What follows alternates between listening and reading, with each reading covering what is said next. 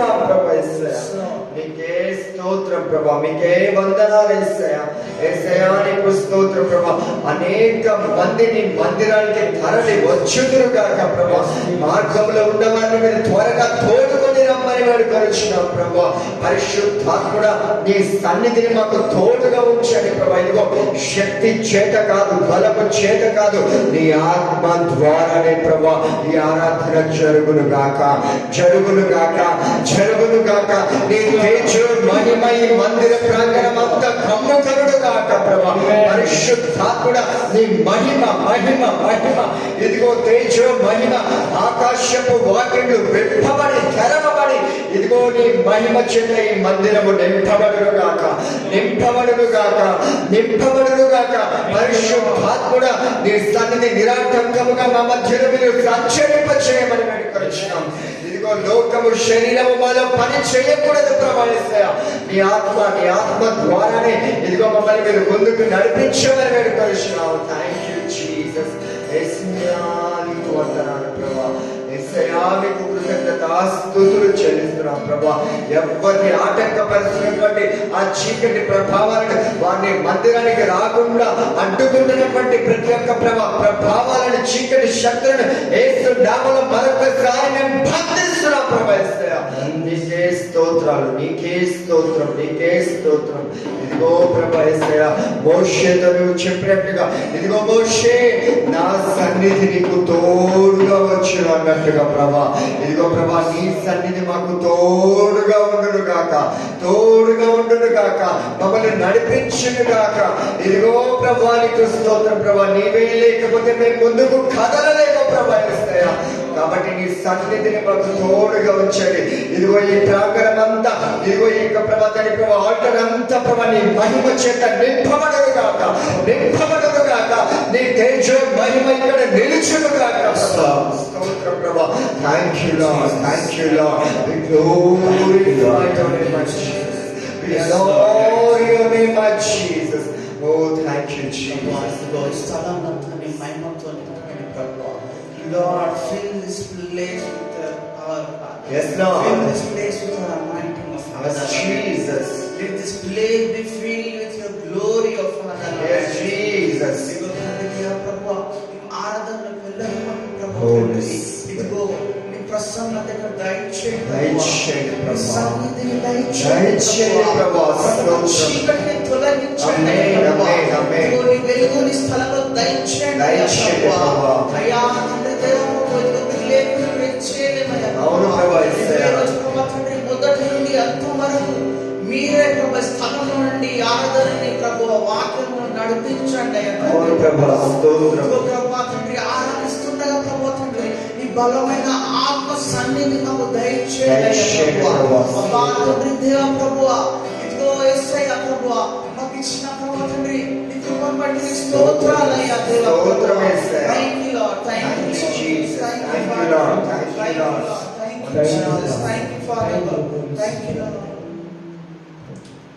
నీ సన్నిధిలో సంతోషం, నీ సన్నిధిలో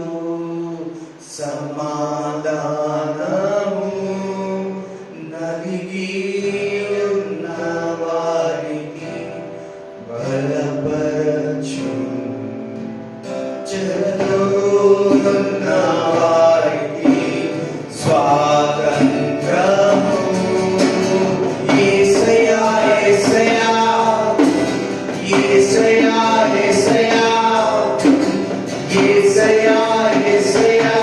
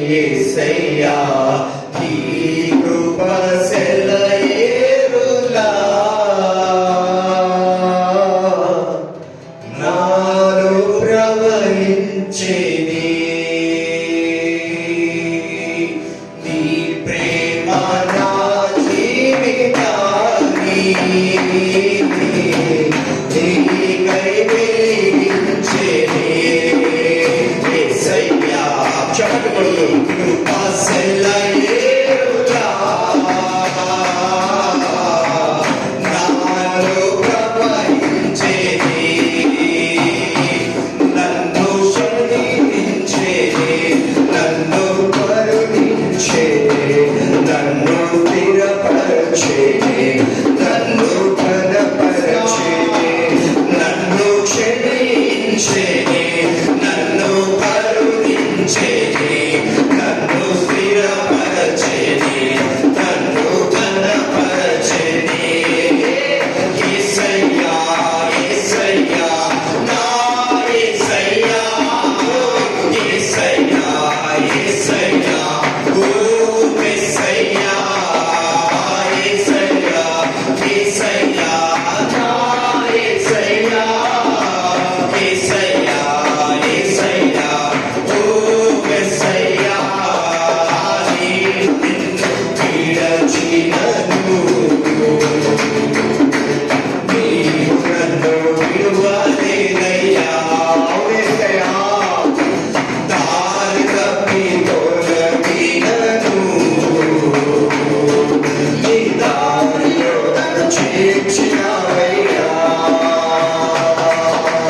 నేను నిన్ను విడచియను,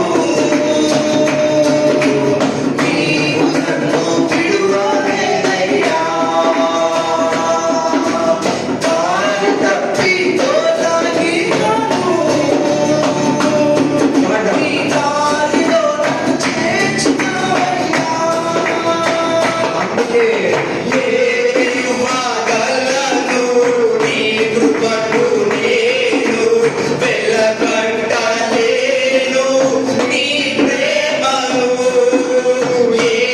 ఏయువగలను నీ కృపకు నేను వెలకట్టలేను నీ ప్రేమను. ఏయువగలను నీ కృపకు నేను వెలకట్టలేను నీ ప్రేమను. ఏమివ్వగలను నీ కృపకు నేను వెలకట్టలేను నీ ప్రేమను.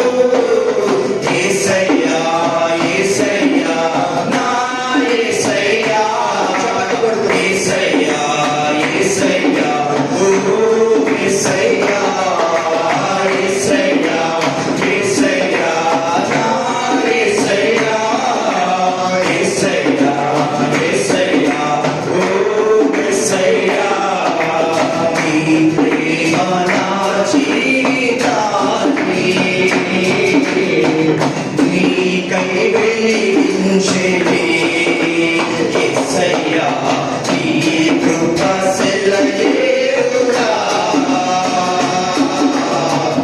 నాలో ప్రవహించెనే. నీ ప్రేమ నా జీవితాన్ని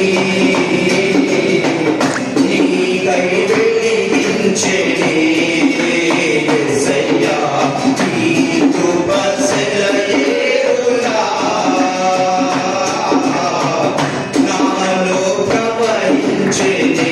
నన్ను క్షమించెనే, నన్ను కరుణించెనే, నన్ను స్థిరపరచెనే, నన్ను బలపరచెనే, నన్ను క్షమించెనే, నన్ను కరుణించెనే, నన్ను స్థిరపరచెనే, నన్ను బలపరచెనే. యేసయ్యా యేసయ్యా నా యేసయ్యా, యేసయ్యా యేసయ్యా ఓ యేసయ్యా, యేసయ్యా యేసయ్యా నా యేసయ్యా, యేసయ్యా యేసయ్యా ఓ యేసయ్యా. యేసయ్యా నా యేసయ్యా, యేసయ్యా యేసయ్యా ఓ యేసయ్యా, యేసయ్యా యేసయ్యా నా యేసయ్యా, యేసయ్యా యేసయ్యా ఓ యేసయ్యా. జనములు నన్ను చూడినను, నీ చేతిలో నన్ను దాచినవయ్యా. జనములు నన్ను చూడినను, నీ చేతిలో నన్ను దాచినవయ్యా. జ్వాలలు నాపై లేచినను, నీ ఆత్మతో నన్ను కప్పినవయ్యా. జ్వాలలు నాపై లేచినను, నీ ఆత్మతో నన్ను కప్పినవయ్యా. ఏమివ్వగలను నీ కృపకు నేను వెలకట్టలేను నీ ప్రేమను.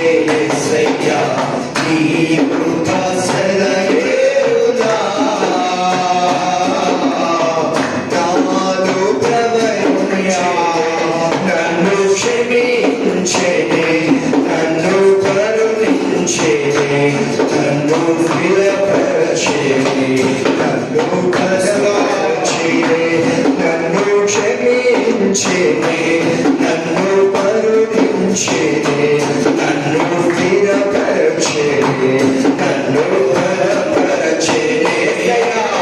యేసయ్యా, యేసయ్యా, నా యేసయ్యా, యేసయ్యా, యేసయ్యా, ఓ యేసయ్యా, యేసయ్యా, యేసయ్యా, నా యేసయ్యా, యేసయ్యా, యేసయ్యా, ఓ యేసయ్యా, నీ కృప నాకు జీవమిచ్చింది, నీ ప్రేమ నన్ను చేరదీసింది. అందరూ లేచి నిలబడదాం.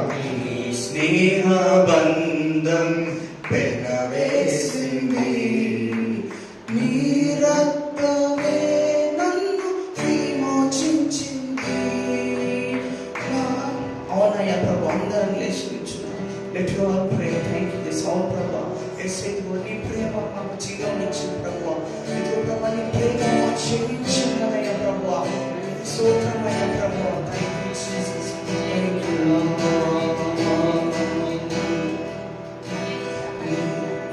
నీ కృప నాకు జీవమిచ్చింది, నీ ప్రేమ నన్ను చేరదీసింది. నీ స్నేహ బంధం పెనవేసింది. నీ రక్తమే నన్ను విమోచించింది. నీ కృప నాకు జీవమిచ్చింది. నీ కృప నన్ను చేరదీసింది. నీ స్నేహ బంధం పెనవేసింది. నీ రక్తమే నన్ను విమోచించింది. నా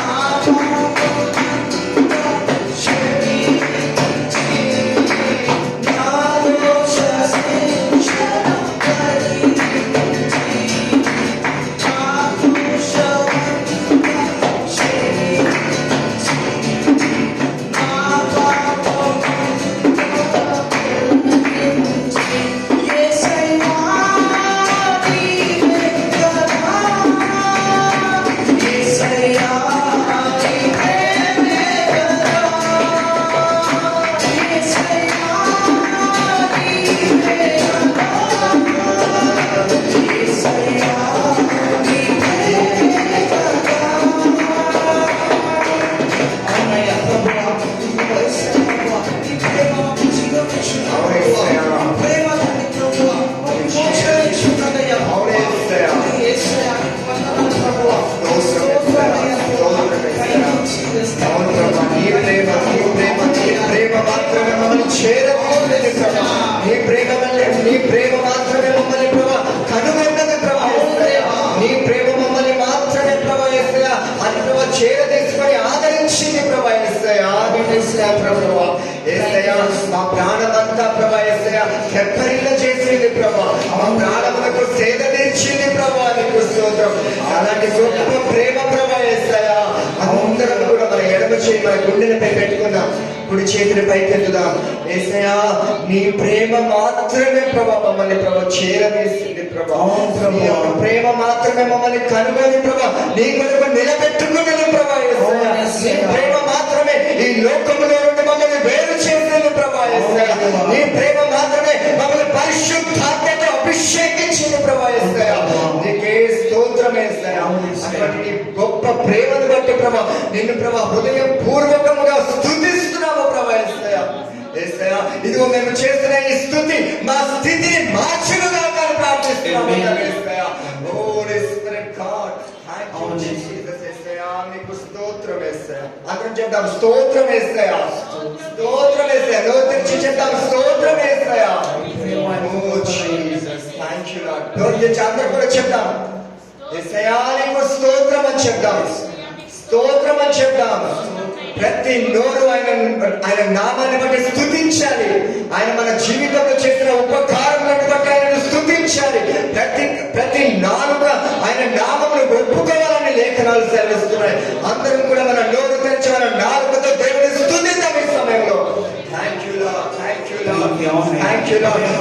మంచి పేదలకు నీవు కనపరచువాడవు ప్రభు. నిన్ను కనపరచువాలని నీవు కనపరచువాడవు ప్రభు. Thank you Lord, thank you lord.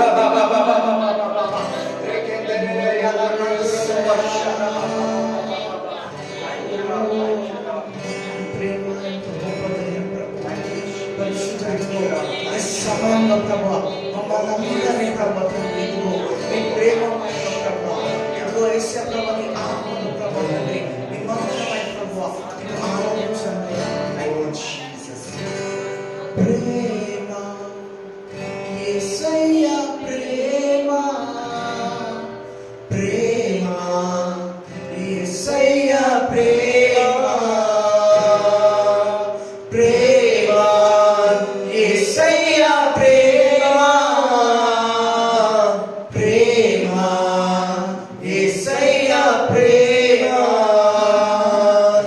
అవుననిది అవుననిది విడువనిది ఎడబాయనిది మారనిది మరువనిది విడువనిది ఎడబాయనిది ప్రేమ యేసయ్య ప్రేమ ప్రేమ యేసయ్య ప్రేమ. చేతులు పైకెత్తి పాడదాం. ప్రేమ యేసయ్య ప్రేమ ప్రేమ యేసయ్య ప్రేమ మారనిది మారనిది మరువనిది విడువనిది ఎడబాయనిది పాడదాం. మారనిది మరువనిది విడువనిది ఎడబాయనిది ప్రేమ యేసయ్య ప్రేమ ప్రేమ యేసయ్య ప్రేమ పాడదాం. ప్రేమ యేసయ్య ప్రేమ ప్రేమ యేసయ్య ప్రేమ మారనిది మరువనిది విడువనిది ఎడబాయనిది మారనిది మరువనిది విడువనిది ఎడబాయనిది ప్రేమ యేసయ్య ప్రేమ పాడదాం. ప్రేమ యేసయ్య ప్రేమ ప్రేమ యేసయ్య ప్రేమ ప్రేమ యేసయ్య ప్రేమ. తల్లి మరచిన కానీ నాకు విలువనన్న ప్రేమ తండ్రి విరచిన కానీ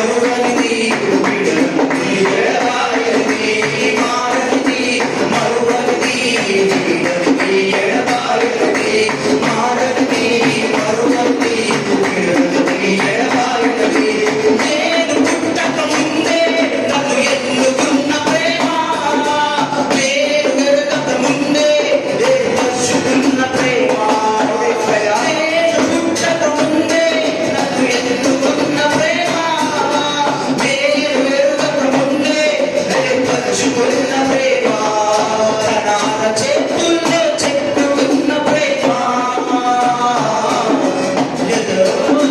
కాచుకున్న ప్రేమ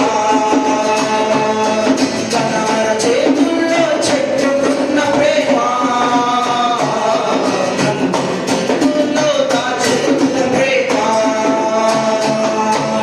నేను పుట్టక ముందే నన్ను ఎన్నుకున్న ప్రేమ నేను ఎరగక ముందే ఏర్పరచుకున్న ప్రేమ నేను పుట్టక ముందే నన్ను తెలుసుకున్న ప్రేమ నేను ఎరగక ముందే ఏర్పరచుకున్న ప్రేమ ఇది మారనిది మరువనిది విడువనిది ఎడబాయనిది మారనిది మరువనిది ఎడవనిది ఎడబాయనిది మారనిది మరువనిది విడువనిది ఎడబాయనిది మారనిది మరువనిది విడువనిది ఎడబాయనిది ప్రేమ యేసయ్యా ప్రేమ ప్రేమ యేసయ్యా ప్రేమ ప్రేమ యేసయ్యా ప్రేమ ప్రేమ యేసయ్యా ప్రేమ నేను మరచిన కానీ నన్ను మరువనన్న ప్రేమ నేను విడచిన కానీ నన్ను విడువనన్న ప్రేమ నేను మరచిన కానీ మరువనన్న ప్రేమ నేను విడచిన కానీ నన్ను విడువనన్న ప్రేమ నే పడిపోతుండే పట్టుకున్న ప్రేమ తన కృపలో నన్ను దాచుకున్న ప్రేమ నే పడిపోతుండే పట్టుకున్న ప్రేమ తన కృపలో నన్ను దాచుకున్న ప్రేమ మరోసారి నేను మరచిన కానీ నన్ను మరువనన్న ప్రేమ నేను విడచిన కానీ నన్ను విడువనన్న ప్రేమ నేను మరచిన కానీ నన్ను మరువనన్న ప్రేమ నేను విడచిన కానీ నన్ను విడువనన్న మరోసారి నేను మరచిన కానీ నేను మరచిన కానీ నేను నన్ను మరచి నిన్ను విడిచి అయ్యా వచ్చిన కానీ నువ్వు నన్ను మమ్మల్ని మరువలేదయ్యా నువ్వు మమ్మల్ని వేయలేదయ్యా వచ్చిన కానీ మాడలేదయ్యా ప్రభువా నా ప్రేమ ఉన్నావయ్యా ఉన్నావయ్యా ప్రభువా నువ్వు మెచ్చుకోలేదయ్యా నేను మార్చగానే మరచిపోయా అందరూ నాకు తెలిసి అనేక మరచలేదు అందరూ మరోసారి నేను మరచిన కానీ అవునయ్యా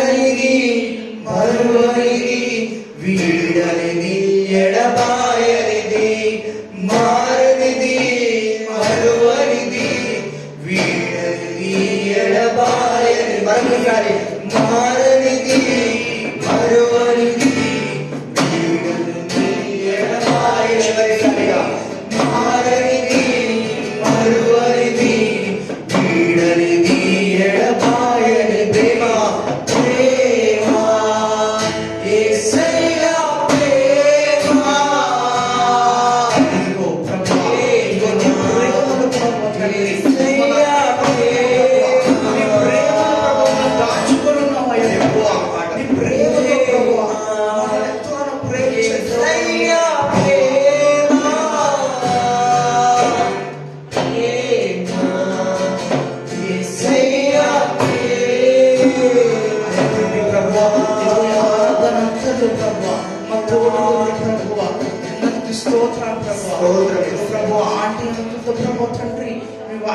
మాట్లాడండి ప్రభు అవును ప్రభు. బిడ్డని బలపరచండి బలపరచండి బిడ్డని బలం వచ్చును గాక ప్రభు ఆమేన్.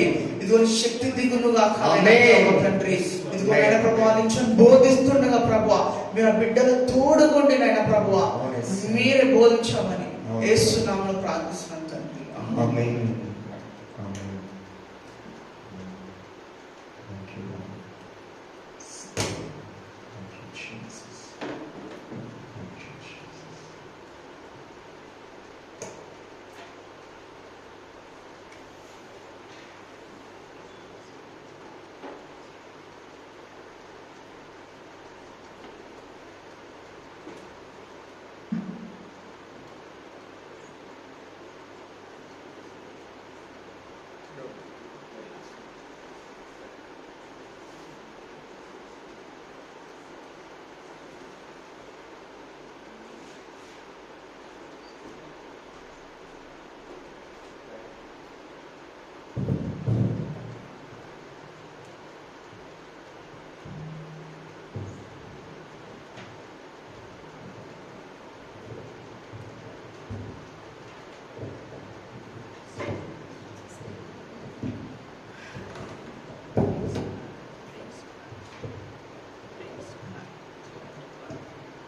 Thank you, Lord. Praise you, Lord.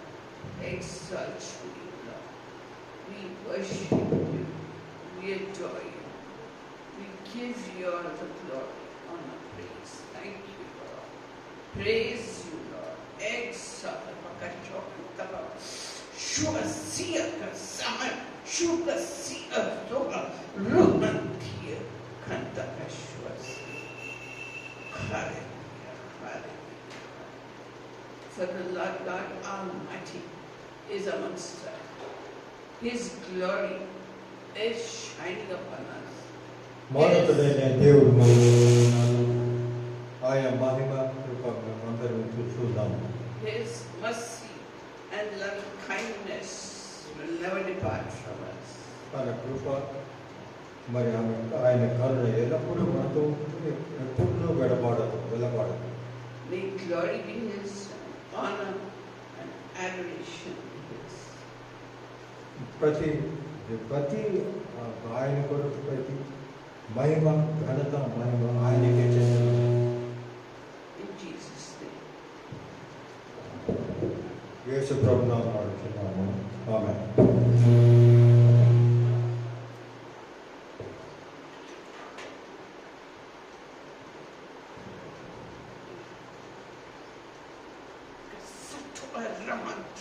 In the name of my Lord and Savior Jesus Christ of Nazareth, I bind, break, curse and destroy and cast out every power of darkness from this place. Every power of darkness, I bind it, break it, curse it, destroy and cast it out. In the name of Jesus, by the blood of Jesus, by the cross of Christ.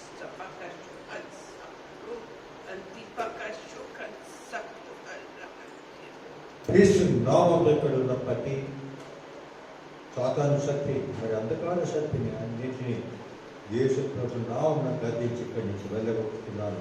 Where the Spirit of the Lord is, there is liberty. ఎక్కడ దేవుని ఆత్మ ఉన్నదో మరి అక్కడ స్వతంత్రం ఉన్నది.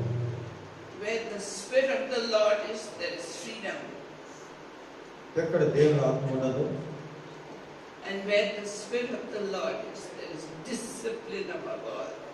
మరి ఇక్కడ యేసు ప్రభువుకి దేవుడు ఎక్కడ ఉంటాడో అక్కడ క్రమశిక్షణ కూడా ఉంటుంది. My grace and glory is upon you, నా కృప నా మహిమ ఉంటుంది.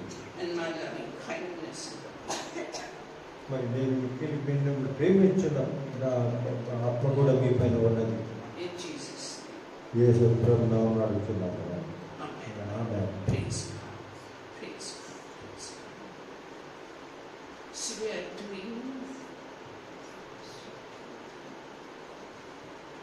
my beloved children from Bahapura here. I want to talk to you from Bahapura here. I am in your midst, my beloved children. నా ప్రేమైన బిడ్డలారా నేను మీతో మాట్లాడుతున్నాను. నేను మీ మధ్యలో ఉన్నాను. And I'm walking amongst you. మీ మధ్యలో నేను నడుస్తూ ఉన్నాను. I'm studying each heart and each mind. ప్రతి హృదయం నేను పరిశీలిస్తున్నాను. Whatsoever is not of the culprit is not of me. మరి ఎక్కడ దేవుడు ఉన్నాడో అక్కడే నేను ఉంటాను. There is no infighting in Christ's kingdom. మరి యేసు ప్రభు రాజ్యంలో ఒకరితో ఒకరు కొట్లాడుగా పోరాటం ఉండదు. There should be no infighting, no competitiveness, and no one-upmanship in Christ's kingdom. మరి యేసు ప్రభు రాజ్యంలో ఎటువంటి ఒకరితో ఒకరితో పోరాటం చేస్తాం. మరి ఒకరితో ఒకరు నేను అందరికంటే బాగా చేయాలి అనే ఒక విధమైన భావనలు కూడా ఉండవు. For where there is one-upmanship, the kingdom of the Lord is defeated. మరి ఎక్కడ ఈ విధంగా జరిగినో అక్కడ దేవుని రాజ్యం ఉండదు. I want you to know that I'm studying each person's heart and mind, కాబట్టి నేను ప్రతి వారి హృదయం నేను పరిశీలించున్నాను. and each person, according to what I plan, will happen in their lives. నేను ఏ విధంగా వారి కొరకు చేయాలనుకున్నాను అవి జరుగుతున్నవి వారి జీవితాలు. My glory is upon you, my blessings are upon you. నా కృప నా మహిమ మీ పైన ఉన్నది. May comfort be yours, may peace be yours. మరి శాంతి సమాధానాలు మీ పైన ఉన్నది కాక In Jesus' name. యేసు ప్రభు నామమున అడుగుతున్నాను. ఆమేన్. So we have been studying Romans and chapter 9, and today we will complete from verse 18 to verse 23. మరి ఇంతవరకు మన రోమేలు గ్రంథము 9వ అధ్యాయము గురించి ధ్యానించినాము. ఈ ఉదయకాలం మనము 18వ వచనం నుంచి 23 వచనం వరకు మనము ధ్యానించడం. So we saw last time that Jesus loved Jacob and God hated Esau. నేను చూసినట్లయితే ఏ విధంగా దేవుడు యాకోబును ప్రేమించాడు, ఈసాను ద్వేషించాడు. So was he being unjust? Was he being unjust? Was he being unjust? దీనికి దేవుడు ఏమైనా అన్యాయం చేస్తున్నాడా? He was not being unjust because from the foundation of the world he knew what Esau would be and what Jacob would be. But దేవుడు ఏమి అన్యాయం చేయలేదు. ఎందుకంటే పూర్తి ప్రపంచము పునాది వేయక ముందే ఆయన అనుకున్నాడు, తను యాకోబును ప్రేమిస్తాను మరి ఈసాను ద్వేషిస్తాను. So then we are going to discuss starting from verse 18 today.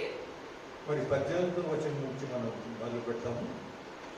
So in verse 18 it says, God has mercy on whom he desires and he hardens whom he desires. మరి ఆ వచనంలో ఏం చెప్తున్నట్టే దేవుడు ఎవరిపైన కఠినంగా ప్రవర్తించాలో వారిపైన కఠినంగా ప్రవర్తిస్తారు, ఎవరిపైన మరి ప్రేమతో ఉండాలో వారితో ప్రేమిస్తారు. So he has mercy on some people and he hardens some people.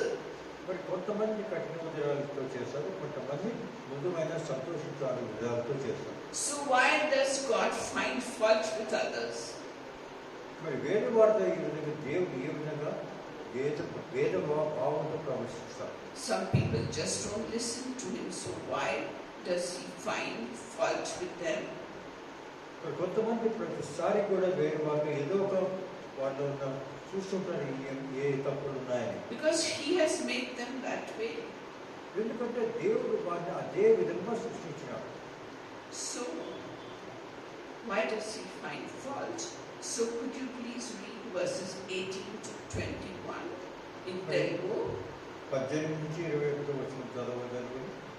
కావున ఆయన ఎవరిని కనికరింపకోరునో వారిని కనికరించును, ఎవరిని కఠినపరచుకోరునో వారిని కఠినపరచును.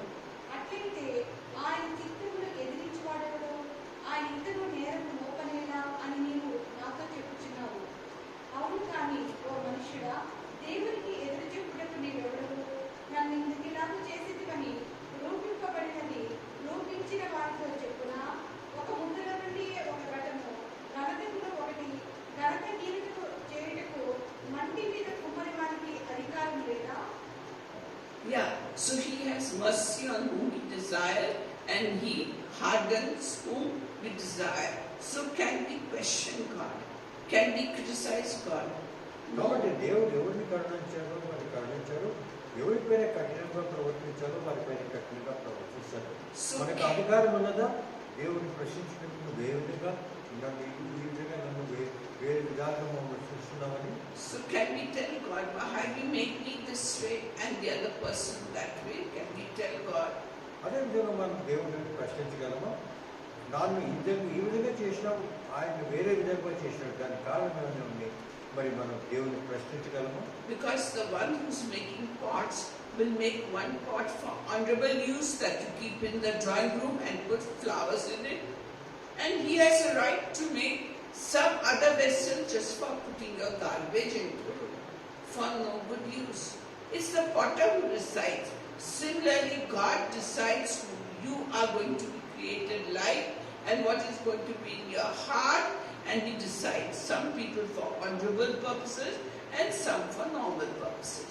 మరి మీరు చూసినట్టయితే కుమ్మరి ఒకే ముద్ద తీస్తాడు, ఆ ముద్ద నుంచి పాత్రలు వేరువేరుగా చేస్తాడు. మీరు చూసినట్టయితే ఒక పాత్ర మంచి గంతైన డ్రాయింగ్ రూమ్లో మనం పెట్టుకునేంత బాగుంటుంది, అక్కడ పూలు అవి పెట్టుకునేటట్టు ఉంటుంది. వేరు చోట ఒక పాత్ర తయారు చేస్తాడు, అదే ముద్ద నుంచి దాంట్లో మనం పరిపాలన సామాన్లు వేసేదాన్ని మనం దాన్ని వినియోగిస్తాము. మనం కుమ్మరిని మనం ప్రశ్నించగలరా? ఆ పాత్ర ప్రశ్నించగలరా? నేను ఎందుకు ఈ విధంగా చేసావు, ఆ పాత్రను ఎందుకు ఆ విధంగా చేసావని? For some people he made to show his wrath. And who are these people? Group of people, they are the Gentiles, the heathen, for God to show his wrath on them, the Gentiles and the heathen, because see, he told the Israelites have nothing to do with the Canaanites. Don't learn their evil habits or anything. So the Canaanites, the people of the land, were made for God's wrath. Therefore the Israelites attacked them and took over their land. This is Paul's teaching. He's writing like that. మరి మీరు చూసినట్టయితే Israel రాజ్యంలో ప్రజల్లో కూడా మరి కొంతమంది విగ్రహారాధనలో వెళ్ళారు, మరి అన్యులు ఉన్నారు, వారిపైన ఆగ్రహం ఎందుకు ఉంటుంది? ఎవరు విగ్రహారాధన చేస్తారో వారిపైన ఆగ్రహం ఉంటుంది. కాబట్టి దేవుడు తన ప్రజలను ఇజ్రాయెల్ కూడా ప్రేమించాడు, మరి అన్యులను ప్రేమించలేదు, వారిపైన ఆగ్రహించినాడు. ఎందుకంటే వారు This is the Old Testament idea, and some vessels he prepared for honorable use. They are the Israelites, the Jews. They were the selected people of God for honor, and the Canaanites were for God's wrath. He made it like that. The choice is God's, not the people's. మరి మీరు చూసినట్టయితే కుమ్మరి ఏ విధముగా ఒక పాత్రను ఒక ముద్ద మట్టితో ఏ విధంగా మంచి గౌరవమైన కార్యములు మరి తయారు చేస్తాడో, అదే విధంగా ఇజ్రాయెల్ను ప్రభు ఎన్నుకొని వారిని ఆ విధంగా తయారు చేశాడు. కానీ అన్నులను పరిమాణ ఒక పాత్ర ఏదైనా చేస్తాడో ఆ ముద్ద నుంచే, కానీ దాంట్లో మనం చెత్త చెదరం వేసేటట్టు విధాన్ని వినియోగిస్తాం. అదే విధంగా దేవుడు మనుషులను సృష్టించినాడు. But under the new covenant, that is under the shed blood of Christ, everybody God is accepting. He is accepting Jews who take the blood of Christ in their hearts. He is accepting the heathens, the Gentiles like us, also in his kingdom. I am understanding in the Old Testament some people were made for wrath. the heathens and the Gentiles. And some people were made for God's glory, the Jews. But under the new covenant, under the shed blood of the Lord Jesus Christ, even the heathens and the idol worshippers and the immoral are fit for the kingdom of heaven under the blood of Christ. That's what Paul is saying. ఈ పరిస్థితుల్లో ఏం జరిగిందంటే కొత్త నిబంధన వచ్చిన తర్వాత పరిస్థితులు మారిపోయినాయి. ఏ విధంగా మారిపోయినంటే అన్యులు కూడా దేవుని రక్షణ పొందిన వారిని కూడా దేవుని ప్రేమించడం మొదలుపెట్టాడు. అదేవిధంగా ఎవరు దేవుని ప్రేమించి వాక్యంలో నడవచ్చిన వారిని ద్వేషించారు అని మనము కొత్త నిబంధన ప్రకారం జరిగిన విషయం. So therefore in verse 25 and verse 26, Hosea, a prophet of the Old Testament. Hosea is the name of a prophet of the Old Testament. So through Hosea, God says, I will call those who are not my people, my people. మరి హోషేయ గ్రంథంలో మీరు చూసినట్లయితే హోషేయ అనే ప్రవక్త ఉన్నాడు. ఆ ప్రవక్త పాత నిబంధన గ్రంథంలో ఉండేవాడు. ఎంతో కాలం ముందు దేవుడు ఆయన ద్వారా మాట్లాడించాడు. నా ప్రజలు కాని వారిని కూడా నా ప్రజలుగా చేస్తాను అని అక్కడ ప్రవచించాడు. And it shall be that in the place where it was said to them, you are not my people, they shall be called the sons of the living God. మరి మీరు నా బిడ్డలు కాదు అన్నప్పుడు ఆయన ఎవరిని దేవుడు అన్నాడు, వారందరూ కూడా దేవుడు బిడ్డలైతారు అని హోషేయ గ్రంథంలో ప్రవచించినాడు. So we people were not God's beloved at all. We the Gentiles were made for the wrath of God. We were not people of God. But here through Hosea, God is saying that I will call those people, not my people, and her who was not beloved, my beloved. So under Christ, we are all beloved of God. కాబట్టి కొత్త నిబంధన ప్రకారము పాత నిబంధనలో దేవుడు చెప్పిన మాట ప్రకారం కాకుండా దేవుడి ద్వారా యేసు ప్రభువు ద్వారా రక్షణ పొందిన వారందరూ కూడా దేవుడిని ప్రేమించడం మొదలుపెట్టాడు. వారిపైన దేవుని ఉగ్రత లేదు. So in the place we were called not beloved of God, but in the New Testament they shall be called sons of the living God. See how gracious God is. మరి మీరు చూసినట్టయితే పాత నిబంధనలో మనం అందరం మానవులం కాబట్టి మన దేవుడు ద్వేషించినాడు. కానీ కొత్త నిబంధన ప్రకారం ఏం చెప్తున్నాడంటే వీరందరూ నా బిడ్డలు అన్నారు. So I understanding because he had cursed the Gentiles. He said, Gentiles has no place in my kingdom, but because Christ died for us, we who were the heathens and were going to hellfire had been given a place in the heavenly kingdom by the Lord God Almighty. Why? Because of Christ. Christ came and made everything new. మీరు చూసినట్టయితే పాత నిబంధన సమయంలో అన్యులకు దేవుని రాజ్యంలో ప్రవేశించడం అర్హత లేదు. వారు దేవుడు వారిని ద్వేషించేవాడు. కానీ యేసు ప్రభువు వచ్చిన తర్వాత పూర్తి పరివర్తన వచ్చినది. అన్యులు కూడా రక్షణ పొంది మరి పరలోక రాజ్యంలో వెళ్ళేటప్పుడు వారికి కూడా సాధ్యమైనది. And then verse 27 of chapter 9, Isaiah cries out concerning Israel, though the number of the sons of Israel be like the sand of the sea, it is the remnant that will be saved. మరి ఇక్కడ మీరు చూసినట్టు యెషయా ఏ విధంగా ప్రవచించాడు, దేవుని Israel సంతానము మరి ఇసుకలో సముద్రంలో ఎంత ఇసుకుంటుందో అంతమంది ఉంటారు. కానీ వారందరూ కూడా వెళ్ళరు దేవుని రాజ్యంలో. కానీ కొంత శేషమైన వారే వెళ్తారు అని అక్కడ యెషయా గ్రంథంలో ప్రవచించినారు. So in the Old Testament, all the Israel nation was what? Chosen by God to be God's people. But under the new covenant, those very same people, God is saying, only a few of them will get into kingdom of God. దీనికి అర్థమేమిటి? పాత నిబంధనలో ప్రతి యూదుడు కూడా Israel ప్రధానం వచ్చి దేవుని బిడ్డలు అనేవాడు. కానీ ఇప్పుడు దేవుడు ఏమంటున్నాడంటే ఇంతమంది దేవుడి రాజ్యంలో బెర్రలు పోని కొంతమంది శేషమైన వారే అక్కడికి వెళ్తారు అని మరి ఈ వాక్యం ఈ లేఖనం మనకు చెప్తున్నది. For the Lord will execute His word on the earth thoroughly and quickly. What He's saying, quickly and thoroughly, I will see that the Gentiles are saved, who are the hated people, and the Jews, the whole country of Jews, Israel will not be saved. Only a few of them will be saved. That is what God is saying. దీనికి అర్థం ఏమిటంటే అన్యులు Gentiles అనేవారు పూర్తిగా వారందరూ కూడా దేవుడి రాజ్యంలో ప్రవేశించగలరు. కానీ ఇజ్రాయెల్ ప్రజలు శేషము కొంచెం మాత్రమైన వారే దేవుడిలో రాజ్యంలో ప్రవర్తిస్తారు.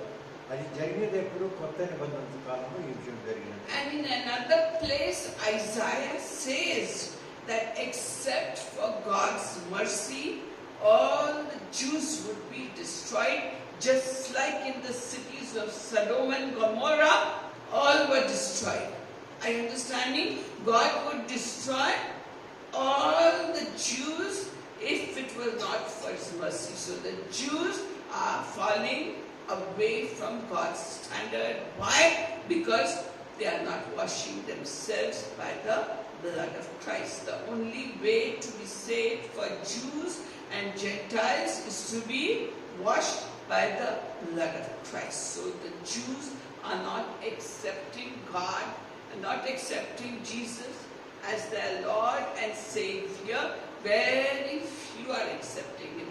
So from that big selected nation of Israel, only a few will be saved because they are not washing themselves in the blood of Christ. మీరు చూసినట్లయితే ఈ కాలంలో ఏం జరుగుతున్నదంటే ఇజ్రాయెల్ రాజ్యంలో చాలా కొద్ది మంది మాత్రమే యేసు ప్రభు రక్షణ పొందిన వాళ్ళు ఉన్నారు.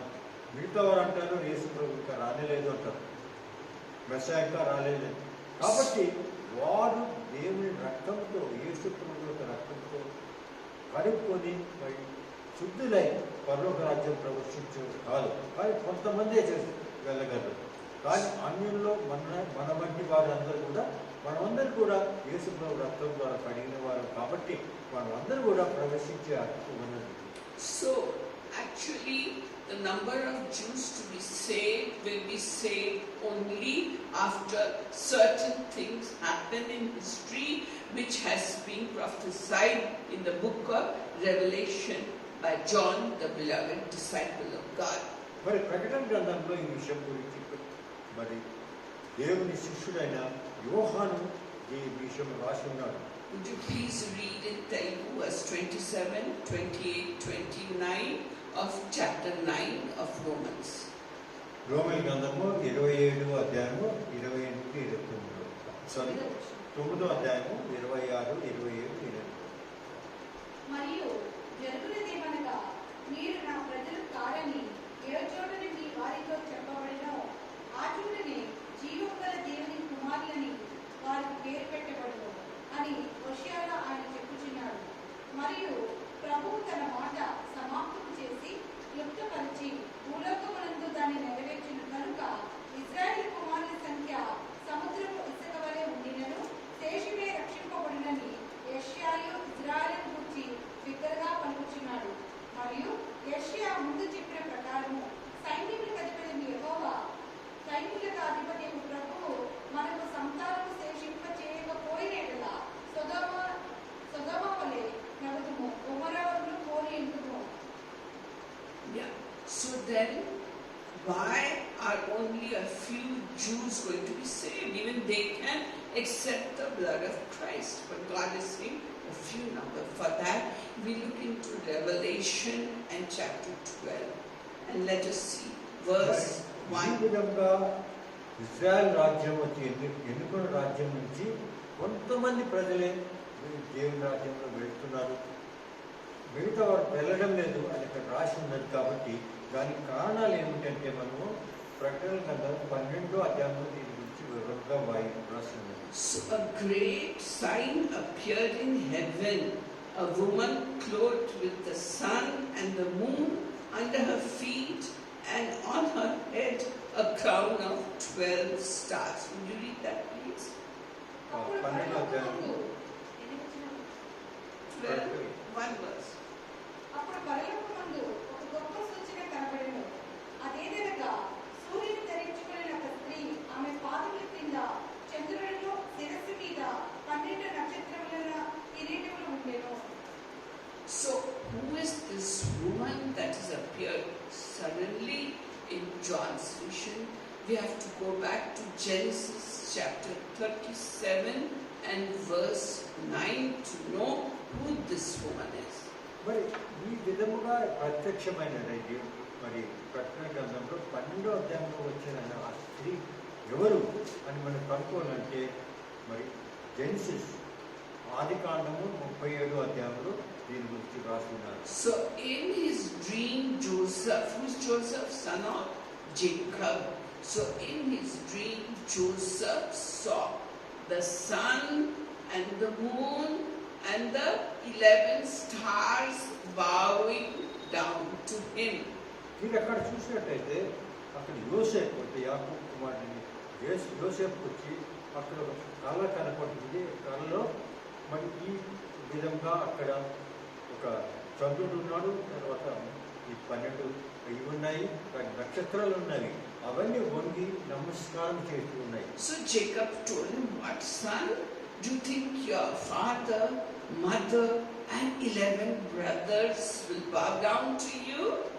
అప్పుడు యాకోబు ఏమన్నట్లంటే ఈ విషయం చెప్పిన యోసేపు చెప్పినప్పుడు యాకోబు ఏమన్నట్టే ఏం చెప్తున్నా నాకు అర్థం కాలేదు. నీ బ్రదర్స్ మరి మీ తల్లి అందరూ కూడా నీకు వచ్చి మొక్కుతారా అని ప్రశ్నించినట్టు. So what did the 12 sons of Israel, what did they form? They formed the nation of Israel. మరి ఆ 12 మంది కుమారుల ద్వారా ఏమి జరిగిందంటే ఆ 12 మంది కుమారుల నుంచి ఇజ్రాయెల్ రాజ్యాంగం వచ్చినట్టు మనం చూస్తున్నాము. 12 తెగలు ఉన్నాయి. ఆ 12 తెగల నుంచి ఈ ఇజ్రాయెల్ ప్రజలు వచ్చారు. So in his dream, John saw what? The nation of Israel, depicted as a woman, because in the Bible, and this woman, what happened to her, verse 2 says, she was with child and she cried out being in labor and in pain to be virtual pregnant. The nation of Israel was pregnant. మరి ఆ స్త్రీ గురించి మనం పరిశీలించినట్టుగా ప్రకటన గ్రంథంలో వివరించిన స్త్రీ గురించి చూసినట్టుగా ఆమె గర్భవతి అయి ఉండి మరి ఒక బిడ్డను కనినాది అని కూడా అక్కడ రాస్తున్నారు. And in the Bible, the only nation refers to as a woman, married woman, is Israel. మరి పూర్తి ప్రపంచంలో ఏ దేశాన్ని ఒక గర్భవతి అయిన స్త్రీ అని భావిస్తారో అది ఇజ్రాయెల్ దేశం మాత్రం. Now the church is also a woman, but she is the bride of Christ, that is a virgin. మరి మీరు చూసినట్టయితే ఒక చర్చిని కూడా ఒక స్త్రీ అంటారు. కానీ ఎటువంటి స్త్రీ అంటే ఆమె ఒక కన్య. So when he's talking about a pregnant woman, it is not the church, it is the nation of Israel, and she was pregnant and she was in labor pains, and the woman's son, verse 5, and she gave birth to a son, a male child, who is to rule all the nations with a rod of iron.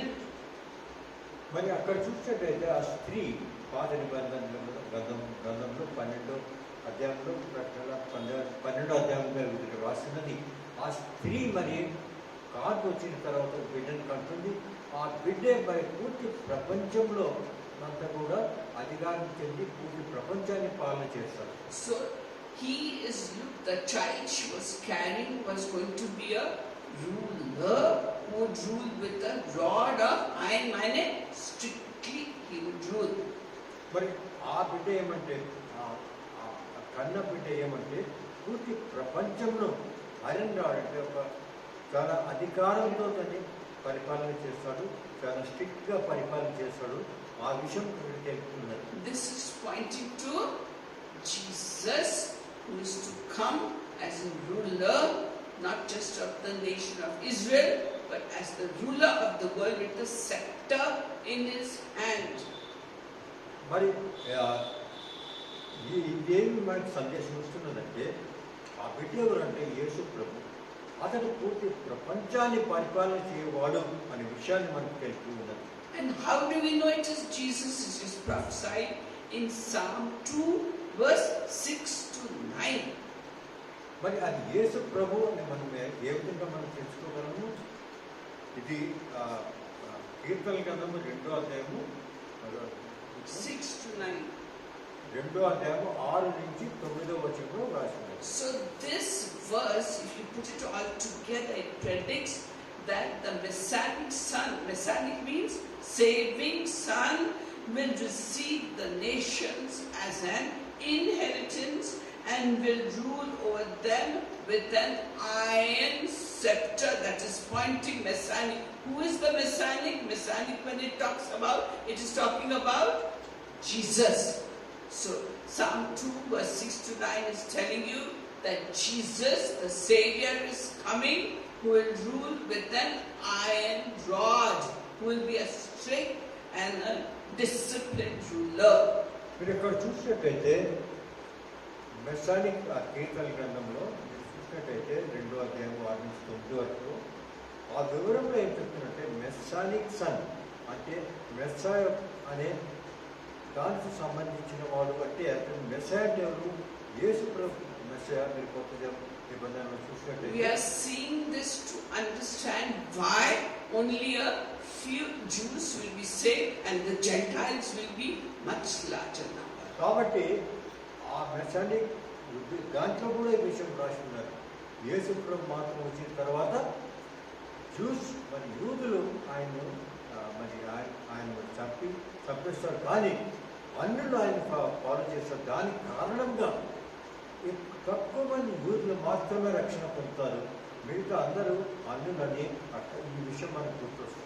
And over whom he will rule over the nations. Now who is ruling over the nations today?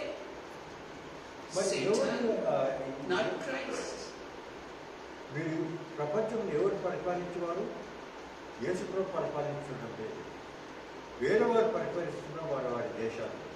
And the birth, death and resurrection of Christ Jesus pointed to an ultimate defeat of Satan, which is going to happen in the future. Time Satan will be defeated completely. Christ crushed his head on the cross of Calvary. Now he is going to be defeated, totally, completely annihilated. మీరు చూసినట్లయితే ఏ విధంగా ఈ యేసు ప్రభు వచ్చి పూర్తి ప్రపంచంలో మరి ఉన్న సాతాన్నంతా అక్కడ తీసివేసి అక్కడ ధ్వంసం చేస్తాడు, అతన్ని పూర్తిగా నాశనం చేస్తాడు.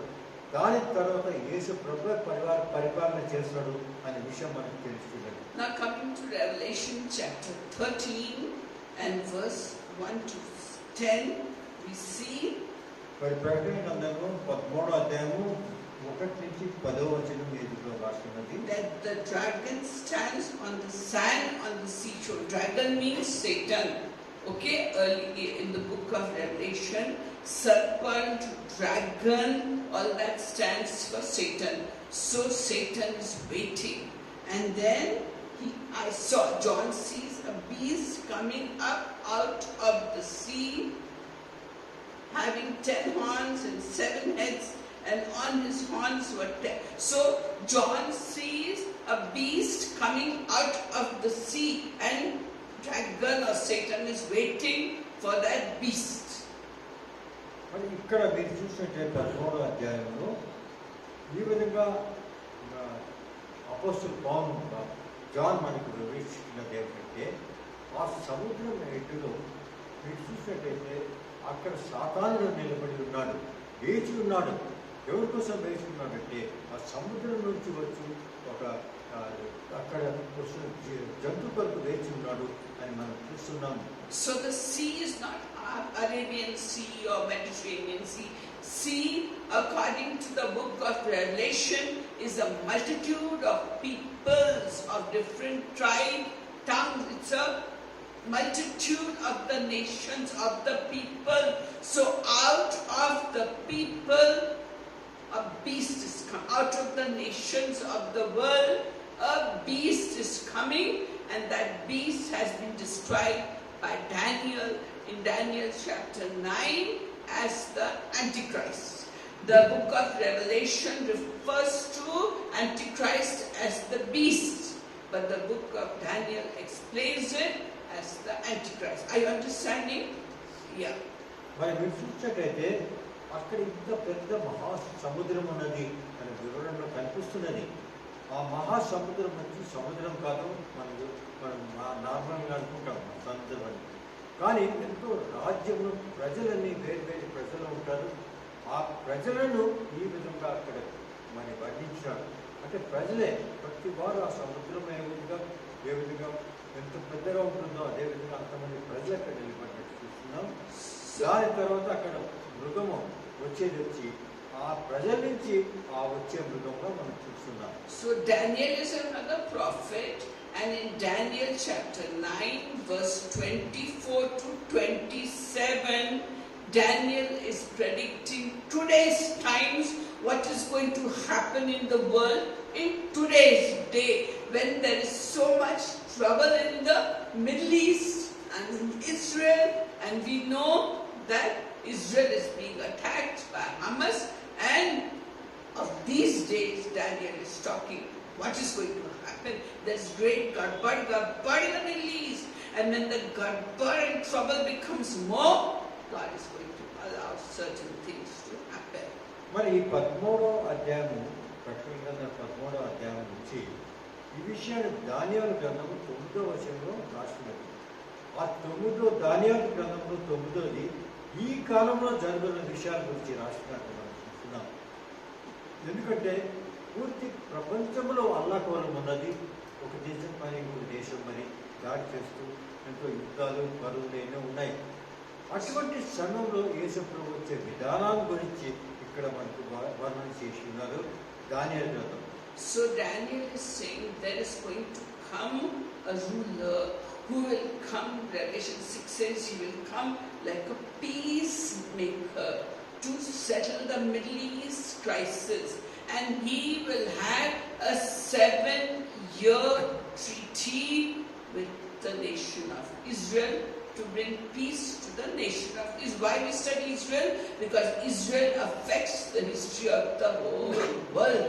What is going to happen in these times, in our days, while we are alive. మరి ఆ 9 ఈ విధంగా జరుగుతుంది.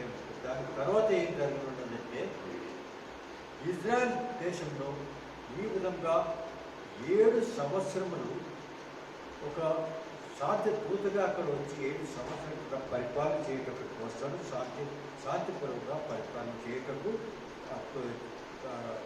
7 సంవత్సరం అక్కడ పరిపాలన చేయటకు వస్తాడనమాట. ఈ విషయం మరి దానియేలు గ్రంథము ఇది ప్రపంచంలో జరుగుతున్న విషయం గురించి రాస్తున్నారు. So when the leader comes with a 7-year peace treaty for Israel, he is going to help them establish the temple of God that was torn down a number of times and now is in ruins. So he will help the Israel build the temple of God, so beautiful as it was in Solomon's time. మరి అటువంటి శాంతి దూత రాజ్యంలో పరిపాలించి వచ్చిన తర్వాత మొదటి విషయం ఏం చేస్తాడంటే ఇజ్రాయెల్ అందరికి చెప్తాడు, మీకు ఏ విధంగా సొలొమోను టైంలో మీరు ఈ టెంపుల్ చేశారు అదే విధంగా ఇప్పుడు కూడా నేను కడతానని చెప్పి టెంపుల్ కట్టారు. And once the temple is built, that ruler who has established 7 years peace treaty will see that the Jewish worship will come back into this newly built temple. Worship on Saturday, animals, sacrifices, circumcision, all the feasts of the Israel in the Old Testament will come back in that temple. ఆ విధంగా అక్కడ దేవుడు temple చేసిన తర్వాత ఏం జరుగుతుందంటే పాత నిబంధనలో ఏ విధంగా ఆచారం ప్రకారం వారు దేవుని ఆరాధించేవారు, మరి పశువుతో బలి చేసేది, ఇవన్నీ కూడా మళ్ళీ ఆ టెంపుల్లో జరగనున్నది. And the people will say, "Arey, he's a ruler and he's establishing worship in the temple. So he is Christ. Christ has finally come into the world, whom Isaiah the prophet was prophesying, Zechariah was talking. This is the Christ they did not want. Christ who came riding upon a donkey in the streets of Jerusalem, who came to set up the kingdom of God in the hearts of the people. They wanted a ruler who would free them from the dominion of Romans, which Christ didn't do. So now in the Middle East, they say peace will be established. Finally, Christ has come to the earth, and they will be very happy and they will worship him as Christ. మరి మీరు చూసినట్టయితే యేసు ప్రభును మరి ఆయనను నమ్మక, ఆయన విశ్వాసం ఉంచక Israel ప్రజలందరూ కూడా ఆయన శిలువ వేసినారు. ఎందుకంటే ఆయన మెస్సయ్యను నమ్మలేదు. ఎందుకంటే ఆయన ఒక చిన్న గాడిద పిల్ల పైన వచ్చి చాలా హంబుల్గా వచ్చిన సాత్వికుడిగా వచ్చాడు కాబట్టి ఆయన ఎవరు గుర్తించలే దేవుని బిడ్డని, దేవుని రాజు అని గుర్తించలే, మెస్సయ్యని కూడా గుర్తించలే. కానీ ఈ జరుగుతున్న విషయాల ప్రకారం వారు చూస్తారు, అసలైన మెస్సయ్య ఇప్పుడే వస్తాడు, పూర్తి ఆచారాలంతా మన మందిరంలో జరుగుతున్నాయి కాబట్టి ఇతనే మెస్సయ్య. అందరూ కూడా పూర్తి ఇజ్రాయెల్ రాజ్యాంగం ప్రజలందరూ కూడా అతని వెంట పడతారు. So how many years priesthood with Israel? 7 years. So after 3.5 years, when everything is established and good, the Antichrist will set up his statue in the temple of God, and that statue will breathe and it will talk. మరి 7 సంవత్సరముల సమయం శాంతికాలం ఉన్నది. ఆ నిబంధన వాళ్ళు చేసుకున్న నిబంధన ప్రకారం 3.5 సంవత్సరం అయిన తర్వాత మరి అపవాది అయిన క్రైస్తవు అక్కడ వచ్చి తన మెస్సయ్య అనుకుంటున్నారు.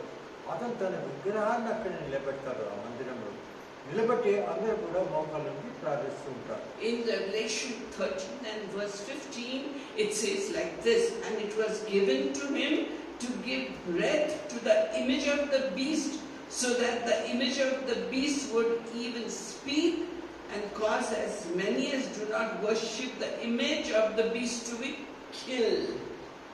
మరి ఆ విగ్రహం ఏమంటే మాట్లాడగలదు, ఏమైనా మీరు మాట్లాడుతుంటే వినగలదు. కాబట్టి వారంతా అనుకుంటారు ఇదే నిజమైన దేవుడు అనుకుంటారు. అందరూ ఆ విగ్రహాన్ని ఆరాధించాలి అని అందరికి ఒక ఆర్డర్ ఉంటుంది. కానీ ఎవరు చేయరు వారందరూ కూడా చంపేస్తారు అనమాట. So this, he will stop the sacrifices, he will stop circumcision, he will stop Sabbath worship, and he will say, "Worship this statue." Okay? And then the eyes of the faithful Jews, they will open. They will say, "We were sent into captivity in Babylon for 70 years because we worship idols." And then this so-called Christ or Antichrist or beast is telling us, "Worship my statue. If you don't worship, I will kill you." So a little bit few of the Jews will realize this is not the Christ. The Christ has come and gone, and the eyes will open, and a few of the faithful Jews, they will run away from Jerusalem. But the majority of Jews will say, "Of course he's the Christ. Of course he's brought peace. Of course he's a world leader. Of course there's peace in the Middle East because he has come." మరి 3.5 సంవత్సరాలు అయిన తర్వాత ఆ విగ్రహాన్ని పెట్టిన తర్వాత ఏం చేస్తాడంటే ఆజ్ఞాపిస్తాడు ప్రతి వారికి ఎవరు కూడా ఆ పాత ఆచారం ప్రకారం ఇక్కడ ఆరాధించకూడదు, విగ్రహాన్ని మాత్రమే ఆరాధించాలి అని ఒక ఆజ్ఞ అక్కడ చెప్పారు. అటువంటి సమయంలో కొంతమంది యూదులు ఏమనుకుంటారంటే మన ఆచార ప్రకారం జరుగుతుంది, ఇప్పుడు జరగడం లేదు, ఎందుకంటే ఇతడు మసయ కాదనుకుంటారు. కానీ అక్కడ ఉన్న మెజారిటీ యూదులంతా కానీ ఈయన మన మసయ అంటారు, రక్షణ ఇచ్చే మసయ. కాబట్టి అటువంటి సమయంలో కొంతమంది మాత్రమే యేసు ప్రభువు నమ్ముతారు. You getting it now? So where will the faithful Jews run away? Those who realize that Antichrist is not Christ. Temple of Jerusalem was broken. Solomon's temple was destroyed. All that happened. Why? Because of idol worship. And this statue is talking, it is not alive. And the statue is saying, bow down to me and worship me or I'll kill you. That can't be Christ. So this few million Jews who are faithful will run away. Where? So in chapter 12 of Revelation and verse 6, it says, then the woman fled into the wilderness where she had a place prepared by God. That is, God has prepared a place for Israel to flee to, so that she would be nourished for 1260 days. That is, where she will be looked after for 3.5 years or 42 months or 1260 days. మీరు చూసినట్లయితే దాని తర్వాత దేవుని ఎవరు యూదులు గుర్తిస్తారో, ఈ విగ్రహము మసయ కాలని గుర్తిస్తారో, సాతానుని గుర్తిస్తారో, అటువంటి సమయంలో ఆ యూదులు అక్కడి నుంచి వెళ్ళిపోతారు, పారిపోతారు. ఆ పారిపోయి పెట్రా అనే ప్రదేశంలో వాళ్ళు అక్కడ ఉంటారు. అది ఇక్కడ మనం చూసినట్లయితే 12వ అధ్యాయము 6వ వచనంలో రాసినట్టు అక్కడ రాసిన దేవుని మీద ప్రశ్నిస్తుంది, అక్కడ వెళ్ళి ఉంటుంది, అక్కడ ఆమెకు సేఫ్గా ఉంటుంది అని అక్కడ రాసినారు. కాబట్టి అదే విధంగా యూదులు కూడా పెట్రా అనే ప్రదేశానికి వెళ్ళి అక్కడ ఉంటారు. So where is this place that has been prepared for her? Where has God prepared a place for faithful Jews to run away to? So Bible scholars think that it is located, that place where Israel will be located, safe, is in modern country of Jordan, in a place called Petra. మరి ఈ విధంగా సేఫ్గా ఉండే ప్రదేశానికి వెళ్ళేటట్టు ఆ స్త్రీ వెళ్ళేది ఆ ప్రదేశం ఏమిటి, శాస్త్రకర్తలు కూడా దాని గురించి చూస్తారు. వారికి తెలిసింది ఏమంటే యోర్దాను దేశంలో పెట్రా అనే ప్రదేశంలో ఆ స్త్రీ ఉంటుంది. అక్కడంటే ఇజ్రాయెల్ ప్రజలు అక్కడ వెళ్తారు, దేవుని నమ్మిన ఇజ్రాయెల్ ప్రజలు అని అక్కడ రాస్తున్నారు. So Petra is a place in modern Jordan, but in the olden times it was the place of Ammonites, Moabites and Edomites. All these are friends of the Antichrist, so the Antichrist won't chase them more. He'll chase them till they come to Jordan, but he will not kill them or have a war in Jordan, because it is the land of Ammonites and Moabites, who are the hated people of God, and Edomites also hated people of God. We saw last time Edomites are descendants of Esau, Moabites and Ammonites are descendants of children of Lot by his daughters, all hated people. మరి ఆ ప్రదేశము ఏమిటంటే మీరు చూసినట్టయితే ఆదికాండంలో చూసినట్టయితే ఆ ప్రదేశంలో ఎడమైట్, మోబైట్ అనే వాళ్ళు ఉండేవారు. వారు లోతు ఒక సంతానము. వారు ఎప్పుడు కూడా దేవుడు వారిని ప్రేమించలేదు, వారు దూరంగా పెట్టారు, ఇజ్రాయెల్ రాజ్యాన్ని దూరంగా పెట్టారు. అటువంటి ప్రదేశంలోకి అక్కడ వెళ్తారు. వారు అక్కడి నుంచి జోర్డాన్ వీళ్ళందరికీ తరిగివేస్తారు. So even the book of Hosea prophesies it. He says in Hosea chapter 2 verse 14, Hosea says, God says, He will lead Israel into the desert and deal tenderly with her there. అక్కడ దాన్ని మీరు చూస్తుంటే హోషేయ గ్రంథంలో కూడా ఈ విధంగా రాసి ఉన్నది. 2వ అధ్యాయంలో హోషేయ 2వ అధ్యాయంలో కూడా ఈ విషయం వెల్లడించింది. So, what is Petra? Petra is a large mountain range in Jordan, and to reach that place called Petra, you have to go through a 1-mile narrow passage where only you can walk or go on horseback. You cannot go in a car. మీరు Petra అనేది ఏమిటి అంటే మీరు చూసినట్టయితే అది ఇప్పుడు కూడా మనం చూడగలము. యోర్దాన్ దేశంలో ఒక కొండలతో ఉన్న ప్రదేశం. అక్కడ వెళ్ళుటకు ఒక చిన్న మార్గం ఉన్నది, ఇరుకైన మార్గం ఉన్నది. అక్కడ కార్లు మీరు దాంట్లో వెళ్ళలేదు. మీరందరూ కూడా అక్కడ నడుచుకొని వెళ్ళవలసిన అవసరం ఉన్నది. అటువంటి ప్రదేశంలో వారిని అక్కడ తీసుకెళ్ళి వారిని అక్కడ సేఫ్గా పెట్టారు. So inside there is a valley of 22 square mile area where 15 lakh people can live comfortably. అక్కడ 26 స్క్వేర్ మీటర్ ప్రదేశం అది.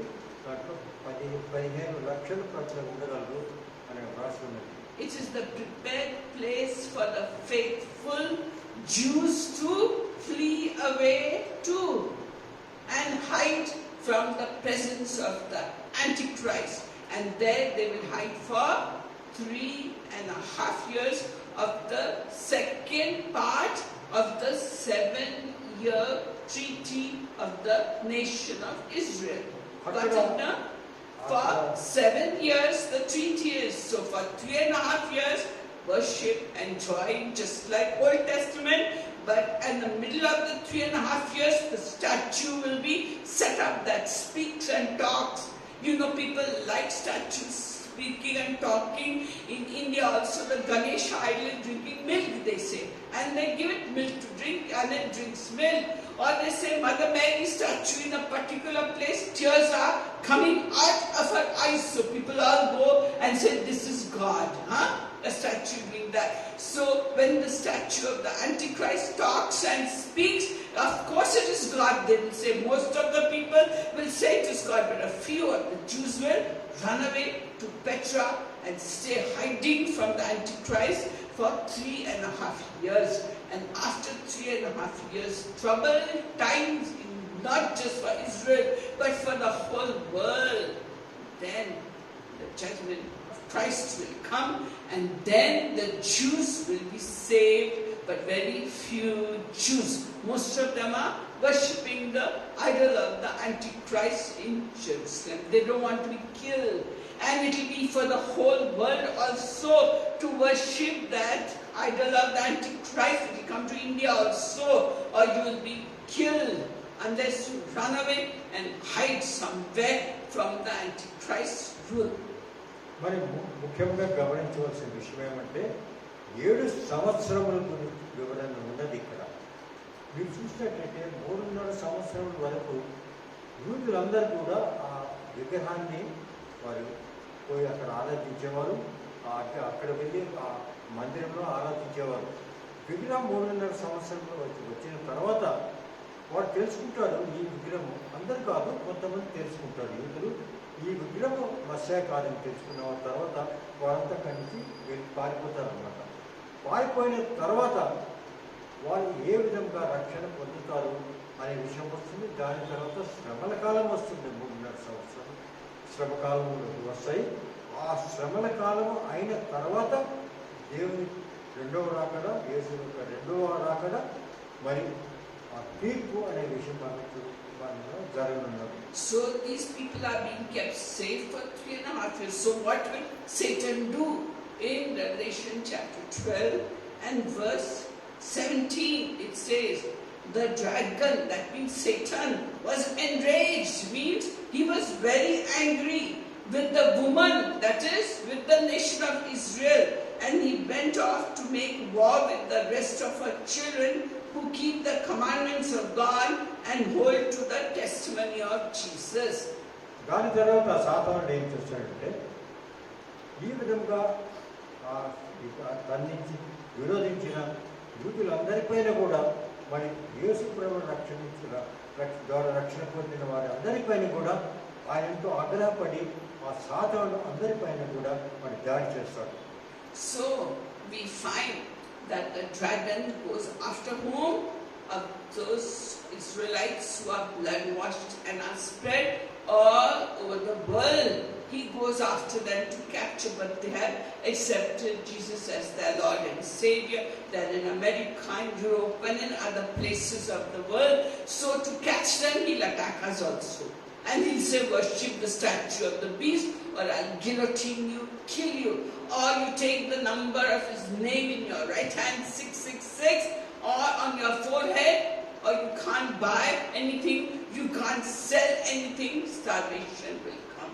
All those times are coming upon us, but we're not discussing all that. I want you to know therefore that Paul, what did he say in chapter 9 and verse 27? He says only a few of the Jews will be saved. Okay? And that is how I have to explain you this, so you understand why only few of the Jews will be saved. మరి మీరు చూసినట్టయితే ముఖ్య కారణం 9వ అధ్యాయము రోమీయుల గ్రంథం 9వ అధ్యాయము 27 వచనంలో కొంతమైన శేషమైన యూదులు మాత్రమే రక్షణ పొందుతారు అనే విషయం ఏమిటి అని వివరంగా మనం ఇంతవరకు తెలుసుకున్నాము. ఏ విధంగా ఆ ఘటసర్పము లేక డ్రాగన్ వచ్చి యూదులు దాన్ని విరోధించిన యూదులు యేసు ప్రభువులో నడుచున్న మార్గంలో నడుచున్న యూదులందరినీ కూడా పూర్తి ప్రపంచంలో ఎక్కడ కూడా వారిని వెంబడించి వారిపైన దాడి చేస్తూ ఉంటుంది. ఆ విషయం గురించి ఎక్స్ప్లెయిన్ చేస్తుంది. ఇవన్నీ మనం ఇప్పుడు గ్రంథాల్లో మనం పరిశీలించినాం. And why do majority of the Jews and majority of the world worship the Antichrist?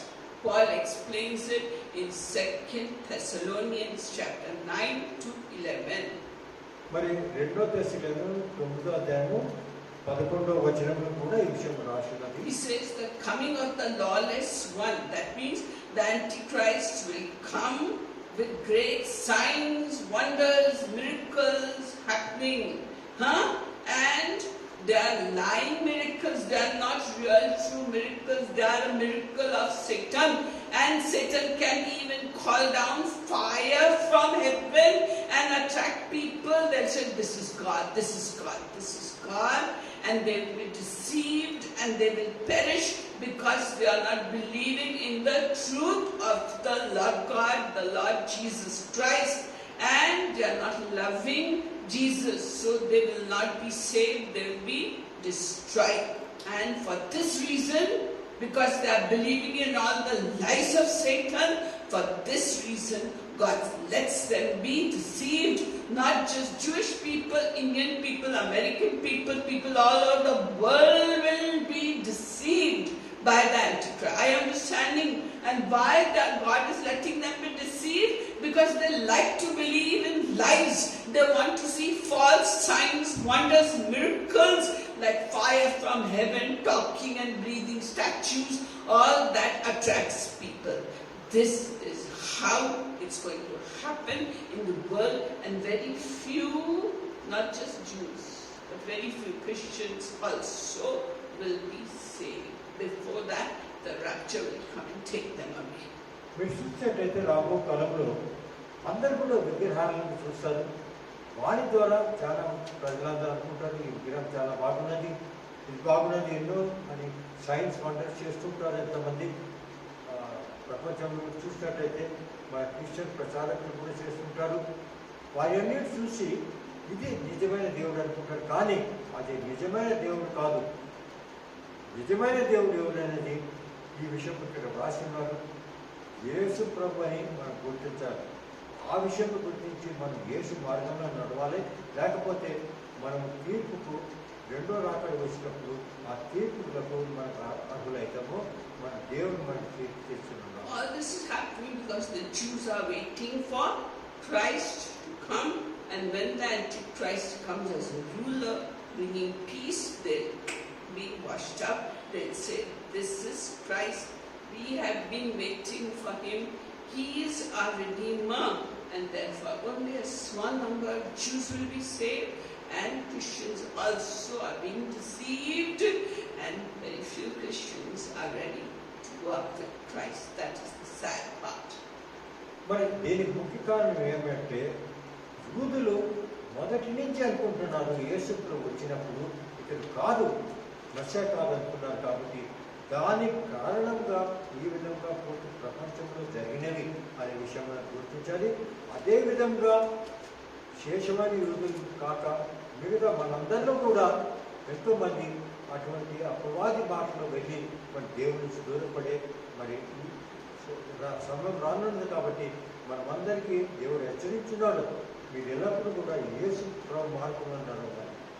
So that was today's lesson. Hope you could grasp it and learn about what is going to happen in the world in our times. We don't మన have కాలంలో to ఏం wait much జరుగుతున్నది? longer because people are taking the microchip.